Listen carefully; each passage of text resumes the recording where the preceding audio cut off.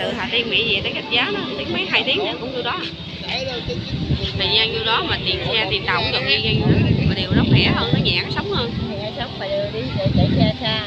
Xe xa thì cũng trong vòng 3 tiếng rưỡi tới đó. Thì đây ra tới Giá mình vẫn 3 tiếng rưỡi. Đây. Đây ra Hà Tiên này gần chục tiếng. Tiếng mấy à.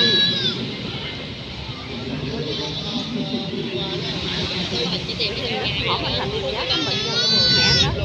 Thì đi đường này về sống quá chịu không nổi đi Hà Tiên lận thôi.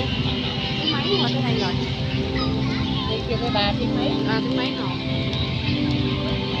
Đây là Hà Tiên giá tiền gần hơn. Giá tiền trăm mấy, rồi từ xe về về trăm mấy nữa, trăm nữa coi như canh chính từ xe về Hà Tiên gần xa rồi, trăm cho nó hấp dẫn, y gan vậy đó.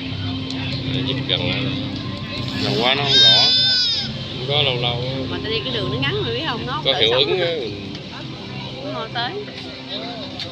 Mua tới gì đất liền. Đi xe đa đi từ Hà Tiên chạy về Giá 2 tiếng rồi.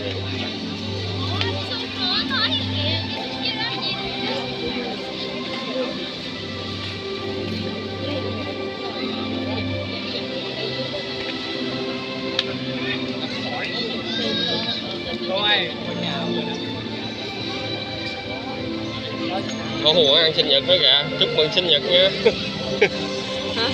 Ăn sinh nhật kìa, happy birthday kìa. Có Hùa sướng như ta.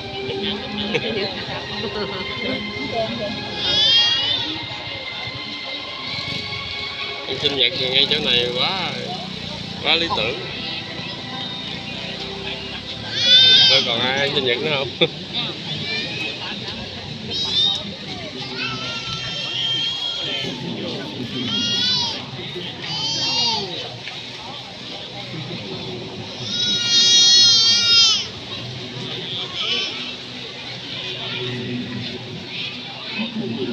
Có gì không con? Con Phương rồi thấy không? Nó mạnh nó lao chùi ở dưới không có leo trèo ha. Không thì leo.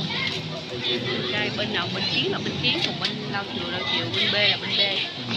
B là mẹ nó dẫn chất B. Vậy đó, người nào bên ngoài vậy đó.